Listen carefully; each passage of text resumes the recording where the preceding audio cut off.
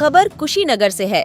आज दिनांक 9 मई 2024 को राष्ट्रीय शोषित समाज पार्टी के प्रत्याशी लोकसभा 65 कुशीनगर से स्वामी प्रसाद मौर्य ने किया अपना पर्चा दाखिल। कुशीनगर की राजनीति लड़ाई दिलचस्प हो गई है।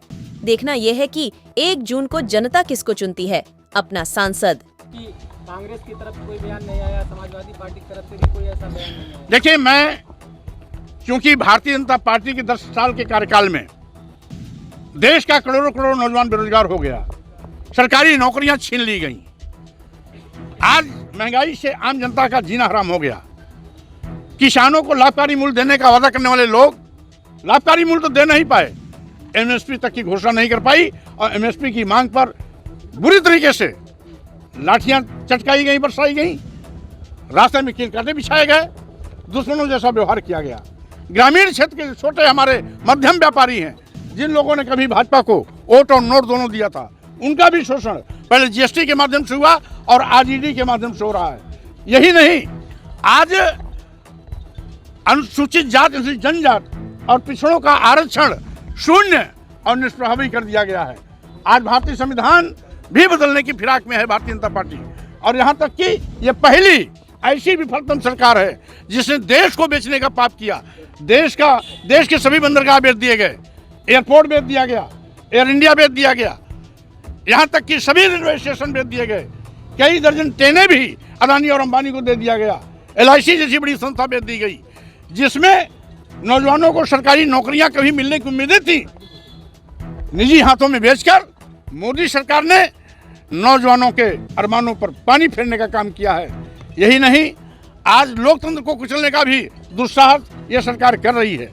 1 दर्जन से ज्यादा नेता, जिसमें 2 मुख्यमंत्री भी हैं, दिल्ली के केजरीवाल जी और झारखंड के हेमंत सोरेन जी, आज तक जेल में ठूसने के बाद आज तक नहीं तय कर पाए कि किस आरोप में उनको भेजा है।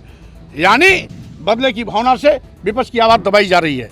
भाजपा को हटाना है तो स्वाभाविक रूप से हम बड़ा दिल करके कि जो भी जीत रहा है उसको जिताएं।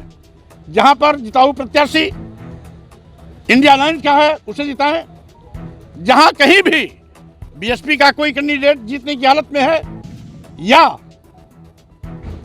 भीम आर्मी पार्टी का कोई कैंडिडेट है, आजाद समाज पार्टी का है, राष्ट्रीय स्वतंत्र समाज पार्टी का है, जो विपक्ष का नेता भारतीय जनता पार्टी को हराने की पोजीशन में है उसको जिताने का काम करें। ये मैंने अपील पहले भी किया था, आज भी कर रहा हूं। और चूंकि इंडिया अलायंस के लोगों ने कहीं कहीं भारतीय जनता पार्टी को वाकओवर दिया है, ऐसी हालात में जहां जहां वाकओवर दिया गया है वहां जो भी विपक्षी पार्टी का नेता मजबूती से चुनाव मैदान में है उसको जिताने की मैं अपील करता हूं। ओल्ड पेंशन के बारे में क्या कहना चाहिए? स्वाभाविक रूप से ओल्ड पेंशन मिलना चाहिए, क्योंकि आज 86 लाख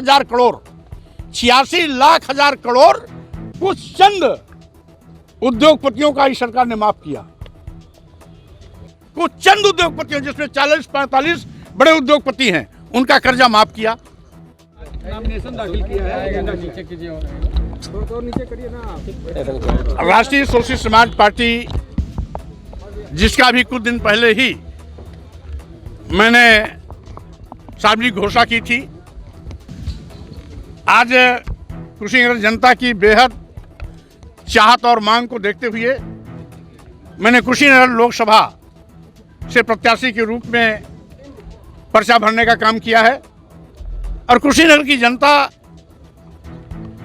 से मेरा रिश्ता एक परिवार का है। जब से मैं कुशीनगर आया हूं, यहाँ की जनता ने मुझे हाथों हाथ लिया, भरपूर स्नेह प्यार। मैंने भी जो वादा किया था, विकास किया है, विकास करेंगे, जन जन का सम्मान करेंगे, उस कसौटी पर मैं पहले भी खरा उतरा हूं और इसी मुद्दे पर मैं फिर लोकसभा चुनाव मैदान में आ रहा हूं। विकास किया है, विकास करेंगे, जन जन का सम्मान करेंगे, यही हमारी प्राथमिकता आगे भी रहेगी।